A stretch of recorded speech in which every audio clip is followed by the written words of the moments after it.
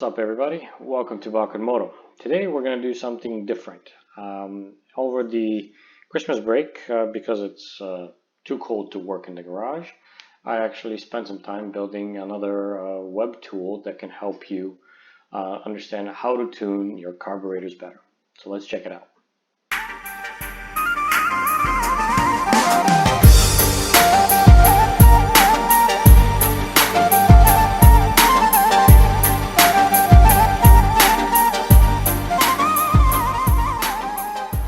The new tool is actually located on my website at balkanmoto.com, and you can find it by going to the web page itself and then scrolling all the way to the bottom. Under Tools, you'll see Carburetor Tuning. When you navigate to the tool, you will see kind of a little bit of a write-up that we're going to go over, and then Tool at the bottom, much like the way we did with the suspension tuning setup. So, what is this tool?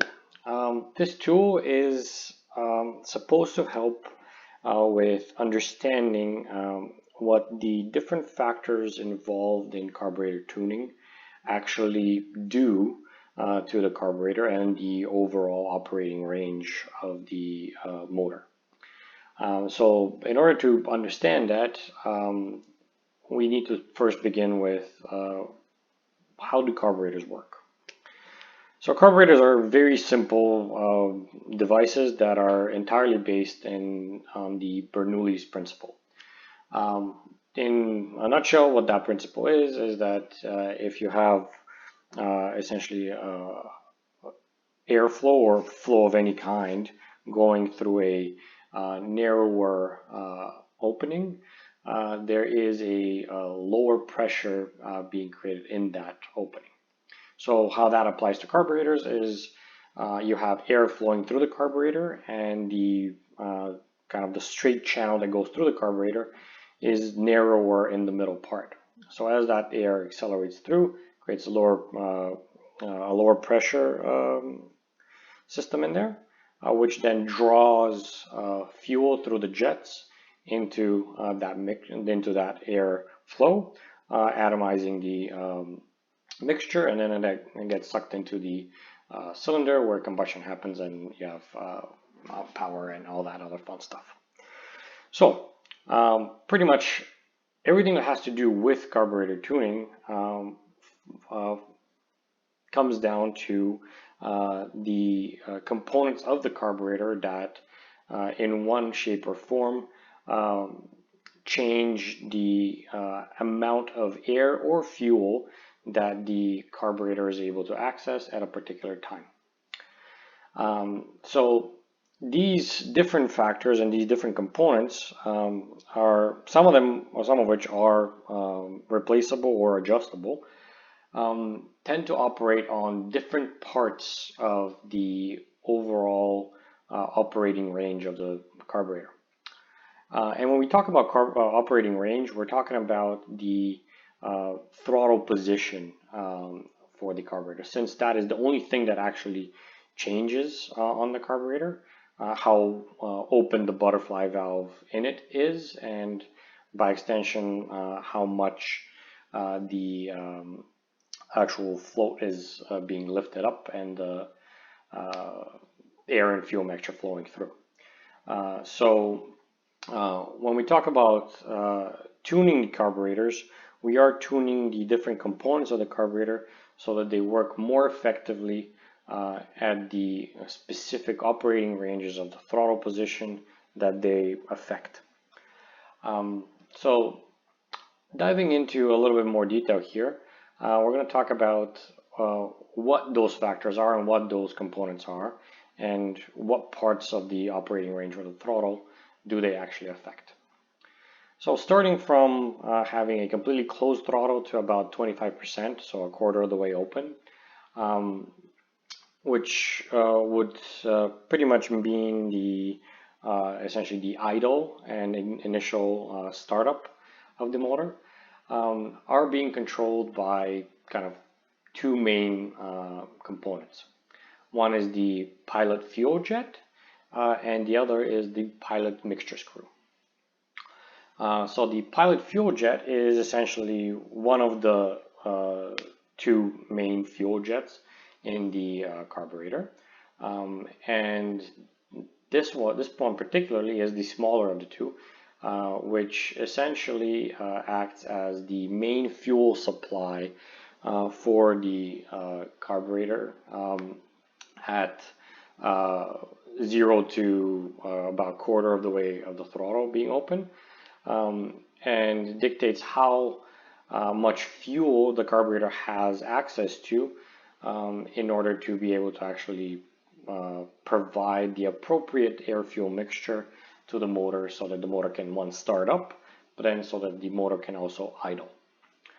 The other component here, the pilot mixture screw, is essentially the more or less the main tuning tool that's built into pretty much any continuous velocity carburetor, which essentially allows the operator to tune more precisely the air to fuel mixture on the carburetor. Since this is a very, very fine control tool, it has the biggest effects on obviously the ignition and initial startup, but also it kind of tapers off and it happens to affect the entire throttle operation range, less so at full open throttle and more towards kind of the initial part. But more on this later on. Then we get into kind of the 25 to 75% of open throttle. And this is where we typically see the bulk of the operating range for a everyday use carbureted motorcycle. So typically when you are cruising, your throttle is about at the lowest end of that range. When you're typically accelerating, you tend to go up closer to the 75%. In this range, the main factors and components that act on the air to fuel ratio mixture are the jet needle, and how that jet needle is, one, what the geometry of it is, but also how is it set up inside of the carburetor itself. So there are three kind of main components here. The first being the diameter of the jet needle. So obviously the way a carburetor works, there is a float inside it with a jet needle that kind of sits in the main jet. And then as the throttle gets open and more airflow goes through the carburetor, that needle starts to lift up. So the diameter, when we talk about the diameter of the needle, we're talking about the thickest point of that needle. So near kind of the base of it. So obviously the more thick the needle is, the more completely it will block that jet, and the thinner it is, the more space fuel will have to flow out and go and mix with the rest of the air going into the motor. So typically the needle diameter is something that will affect the air to fuel mixture, again in a bit of the lower end of the throttle position spectrum or operating range. So typically you'll see something like from 12.5 to 37.5% of open throttle is kind of dictated primarily by the needle diameter. The kind of next characteristic that we can talk about here is the needle clip position. So the way the needle is typically mounted inside of the carburetor, there is the C-clip that sits on it. And most carbureted motorcycles, at least the more modern ones, typically will have a number of positions, in most cases 5 different positions that you can put that clip on. The way that those positions work is essentially it affects how the needle is mounted. So it would either make it sit a bit higher or a little bit lower. And of course, the way that works is if the needle sits lower, then it will make the mixture more lean. And if it's a little bit higher, then it will make the mixture more rich. The way that the clip position kind of comes into play is kind of a little bit more into that main operating range between the 25 and the 55% open throttle range. And the last characteristic is the needle taper. So that's essentially measured in degrees, and it refers to the angle at which the needle gets from its maximum diameter to its point. And by extension, that angle will also dictate how long the needle itself is. By changing that angle and the taper essentially of the needle itself, we can then control the amount of fuel that gets introduced into the air between the 40 to 75% range of the open throttle. So effectively now controlling the diameter, the taper, and the clip position of the needle, we're able to control most of the fuel mixture in the middle of the operating range. When we talk about the full open throttle, wide open throttle, or the kind of the top of the operating range for a throttle, the main thing that comes into play is the main fuel jet, which is very similar to the pilot fuel jet that we talked about earlier. The main difference here is that one, it's much bigger, and it really comes into play at the end of the spectrum.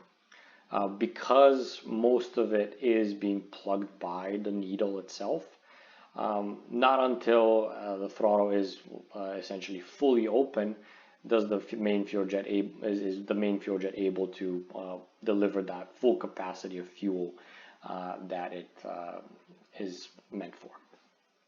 So these essentially five, six factors are things that we can actually change about a carburetor. And typically you will see how changing these factors affects the overall air to fuel mixture at the different operating ranges of the throttle. But later on, we'll also see how these come into play when we perform different modifications on a motorcycle, like changing out the intake system or the exhaust, since those components also dictate the amount of air and airflow the entire system is able to utilize. So before we dive in, a little disclaimer here. The tool that I've built is more of an educational tool. It's not meant to actually be used as a real-world simulation tool to dictate what type of setup you need for your carburetors in order to get the best performance, but rather is more meant to kind of illustrate what some of the information out there that is available about how to tune a carburetor with a bit of a visual aid, so that you can kind of see what different changes do to the overall operation of the carburetors. Dive into the tool itself. So the tool, as you can see here, has this nice little graph that shows us the throttle position versus the air to fuel ratio mixture. And I've avoided putting in any numbers here just because the point of this is to illustrate kind of what is happening in theory with the carburetor and the air to fuel mixture. And for the purposes of that, we're going to focus on kind of an optimal air to fuel mixture, and then rich and lean conditions, and then obviously the other two extremes, which are just fuel or just air. The pink graph line is essentially an estimation of what the air to fuel ratio looks like at the different throttle positions for the particular carburetor or the overall system. This system really does focus on a single carburetor. If we were to apply this to a multi-cylinder, multi-carburetor system, the assumption here would be that all the carburetors are synchronized and all the other factors with the cylinders are identical and the systems work as one. So this diagram essentially shows that. The red vertical line shows where the idle position is for the motorcycle. So typically on most carbureted motorcycles, you'll have an idle adjuster, which when you move it, typically all it does is it changes the throttle position. So I've decided to make this one be adjustable from 10 to 20% of the overall throttle. And typically when you do adjust this on a motorcycle, what you would see is as you move it to be more open, since the throttle now is more open, more air is able to go in, and then by extension, more of that Bernoulli principle is kicking in, so more fuel is pulled in, and the mixture gets a little bit more rich. And then by extension, you will notice that the RPM of the motorcycle goes up. Typically, the other end does the exact opposite, where the throttle gets more closed, so the motorcycle RPM would be lower, but then as the throttle is more closed, we have less air coming in and therefore pulling less fuel in, even though here on the graph you see the fuel is actually higher than the 13.5 mark that I had it at before. There is a lot less flow. So this one thing that this diagram doesn't show is the air flow in the system, which also makes use of this mixture. But either way, this is just to illustrate how that throttle position is affecting things.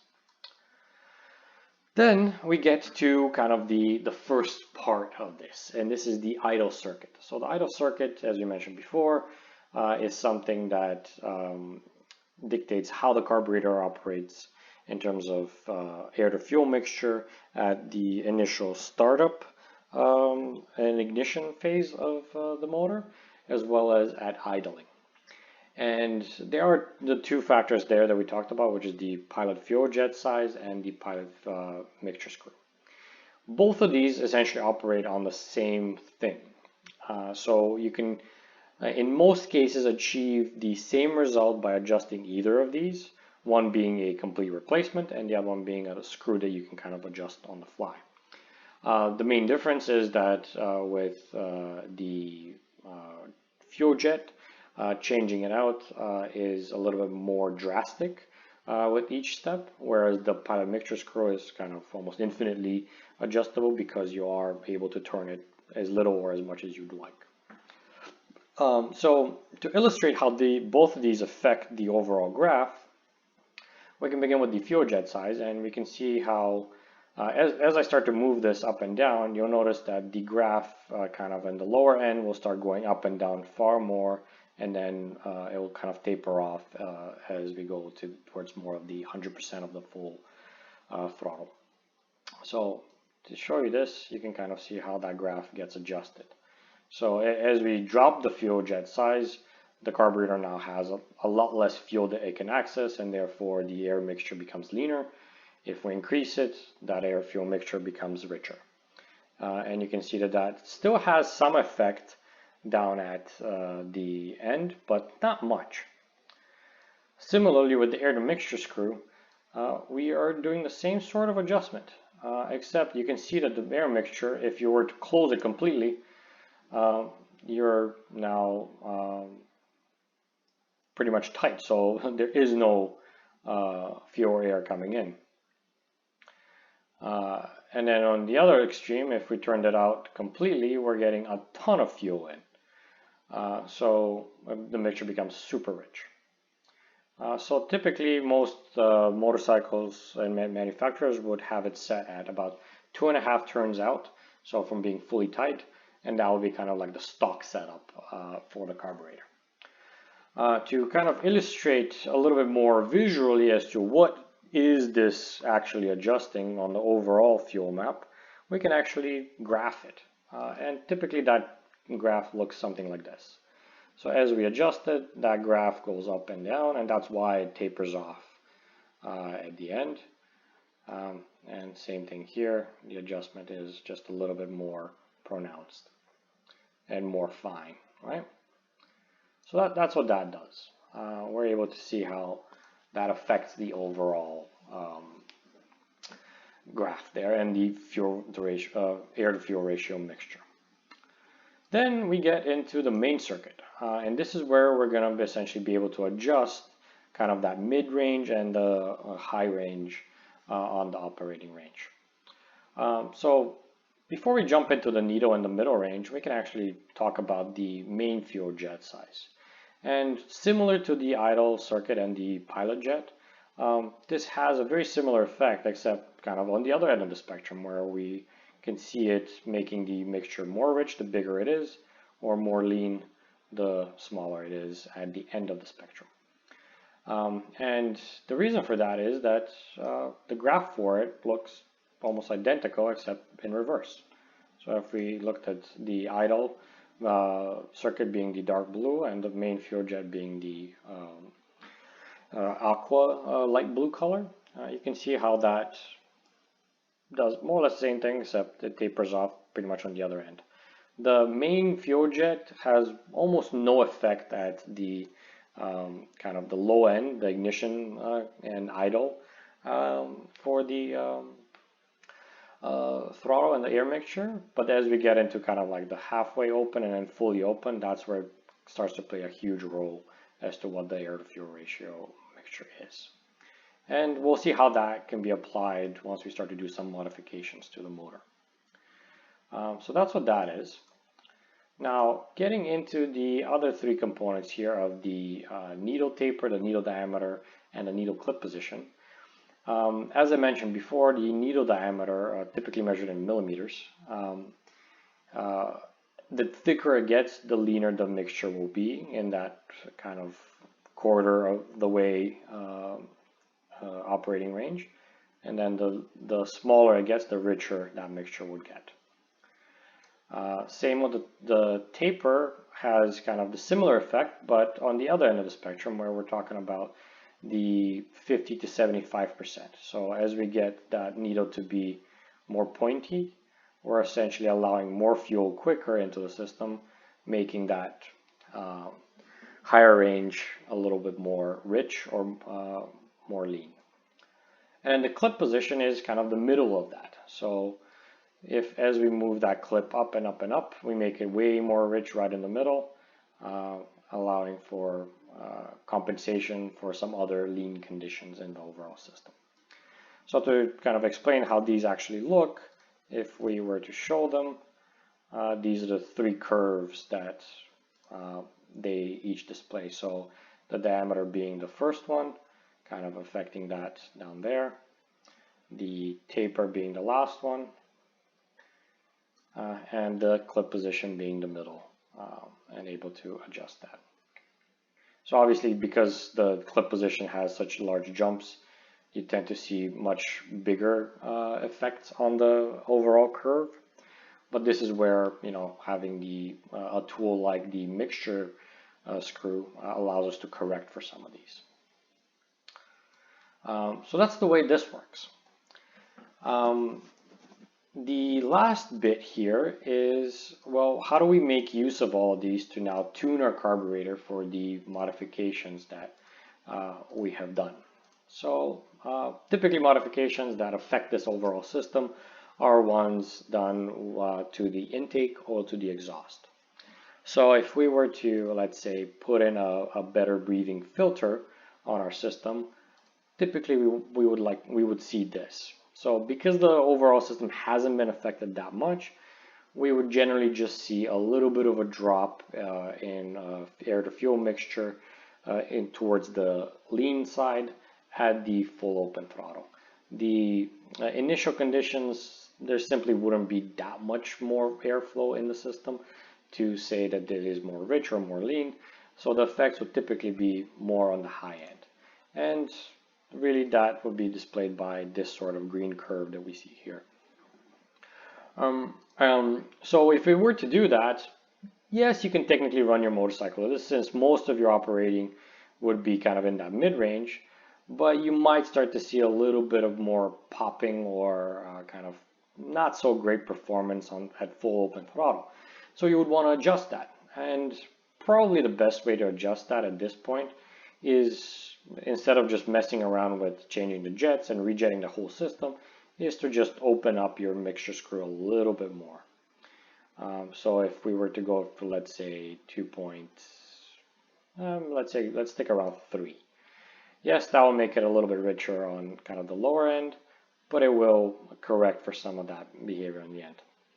If you wanted to, you could reject the main jet so that you correct for that a little bit.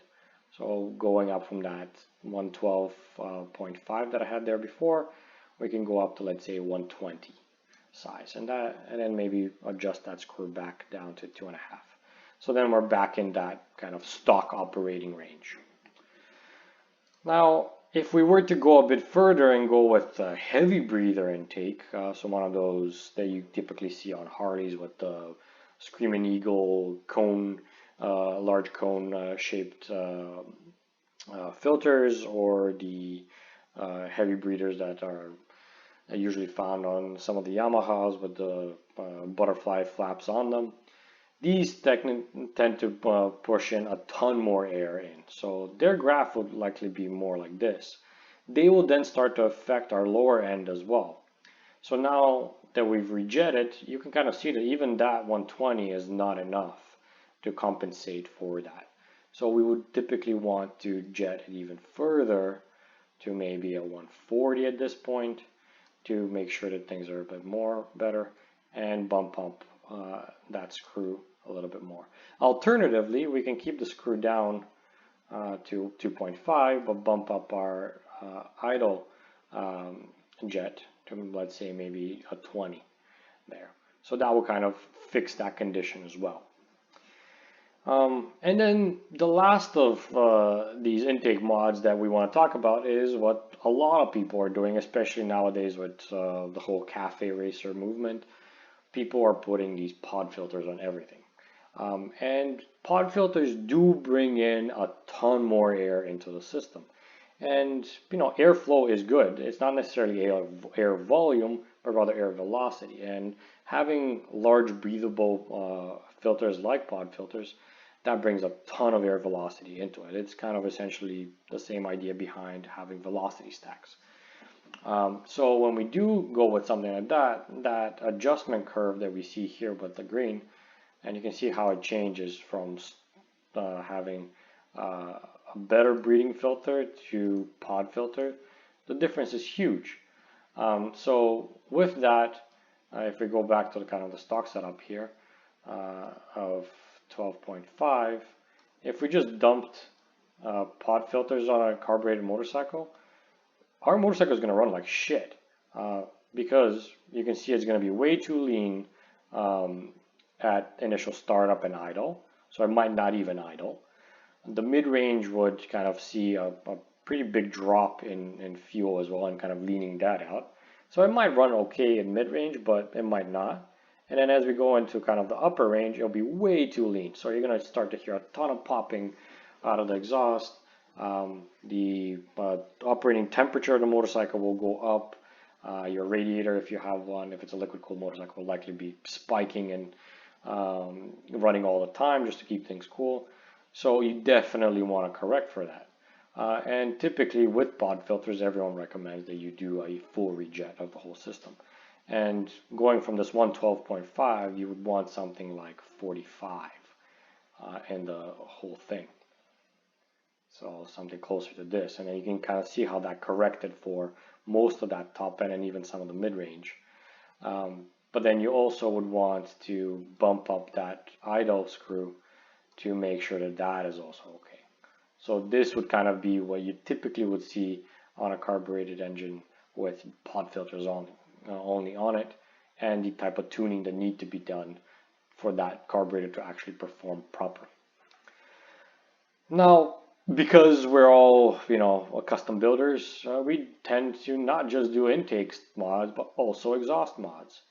And before we get into the combination of the two, let's kind of reset things back to kind of our stock setup here, just to kind of illustrate what the difference is with just changing the exhaust. Because a lot of motorcyclists would just want a little bit more sound out of their exhaust, and they don't want to mess around with the intake. However, that has very similar effects, except at a different part of the operating range. So if we were to, let's say, drill out our stock exhaust, we'll see a little bit of a drop on the actually initial stage and kind of the lower end rather than the top end. And if we were to show that, we can see that by that yellow line. So it's kind of almost the inverse of what the intake mods were doing. So we see that affecting the lower end a little bit more. So we'll need to compensate by maybe turning that screw out a little bit.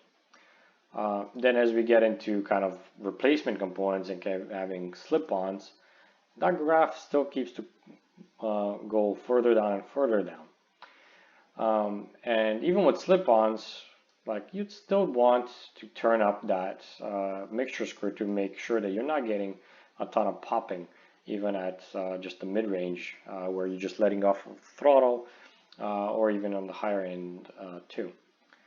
And then kind of full exhausts and any 2-in-1 systems that even promote more airflow velocity, those will have an even greater effect. That will also affect the higher end of the spectrum. So this is where having a full exhaust on there, just changing the mixture screw would not be enough to correct for that behavior. You would also want to rejet that main jet to kind of get things into a better operating range. But then what happens when you combine the two? So let's say we do go that extreme and we do go with the cool pod filters, and let's say this was still a stock setup. So down to 2.5 and full exhaust. You can see that would have leaned out the entire system. So kind of showing both mods here, the green being the intake and the yellow being the exhaust. Both mods are greatly reducing that air to fuel mixture and making it more lean. So we would need to adjust for a lot here. And up until this point, just adjusting the main fuel jet and the mixture screw has been able to get us through most of it. But now our mid-range is way low too. So we would want to adjust some of these other parameters as well. So in cases like this, we typically see the main jet be rejetted to something way larger, like 150 here. The mixture screw probably will need to be turned up as well, and the pilot fuel jet as well. But before we get into that, we want to correct for some of this behavior down here. So let's bump up that clip position to one more up so that we can get a little bit more fuel in that mid-range. And then we can adjust that mixture screw to probably the 3.5 to the 3.5 mark, maybe slightly less to 3.25, to get things back in that operating range where things are working correctly. So that's how carburetor tuning works. Is just playing with the tools that you have to make sure that the optimal air to fuel ratio mixture is being delivered to the motor, depending on how open your throttle is. There are obviously other factors that play into this, like the carburetor throttle valve cutaway, which has a lot of impact on how the air to fuel mixture is at idle in initial startup. But typically you don't see anyone playing around with replacing those with more cutout or less cutout. They're just like, when you do want to replace something like that, much like the diameter of the straight that goes through the carburetor, you are more than likely replacing the entire carburetor. So for the sake of this simulation here, we're not going to consider these at all, just because we're talking about carburetor tuning, not carburetor replacement.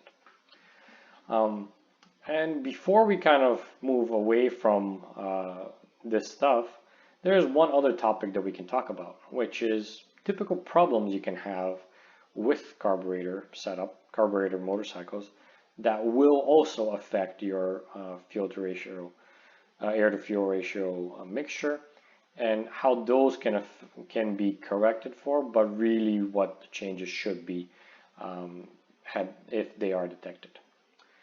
So let's say that we did do all these mods, and now our motorcycle is running fine.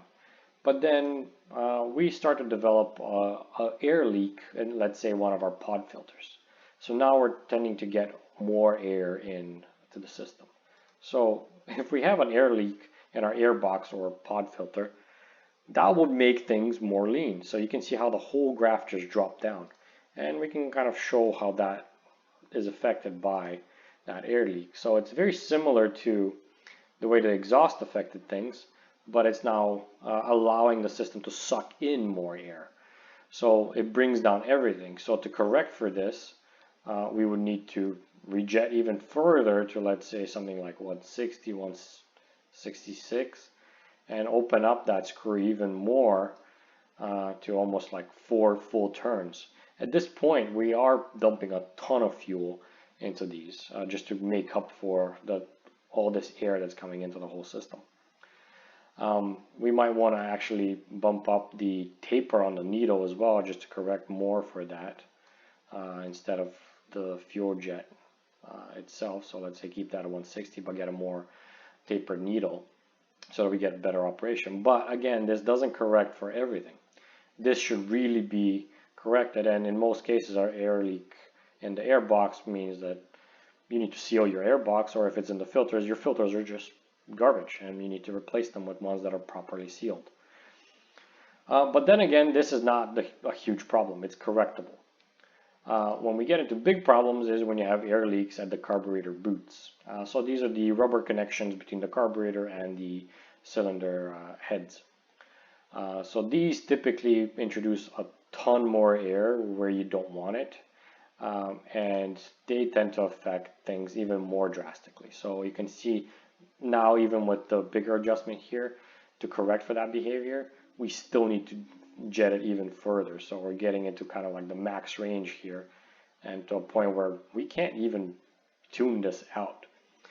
These should really be replaced, because even if you did tune it out with the adjustments above, all that fuel that you're now dumping in will more than likely start to leak all over the place, and you're looking at fire hazards. These boots, typically air leaks in the carburetor boots are due to just the rubber itself deteriorating over time.